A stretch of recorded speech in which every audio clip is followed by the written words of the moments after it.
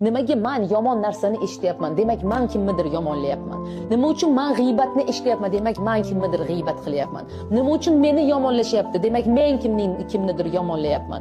Nima uchun meni chegaramni bosib o'tishyapti? Demak, men kimnidir chegarasini bosib o'tyapman. Qachonki o'zingiz mana ichkarida, har joyda, har narsada nima uchun bu narsani ko'ryapman? Nima uchun bu narsa men bilan sodir bo'lyapti? Nima uchun degan savolni berganingizda siz tashqi muhitni, atrofni vinovat qilmaysiz. Hech qachon men nimani tushunishim kerak?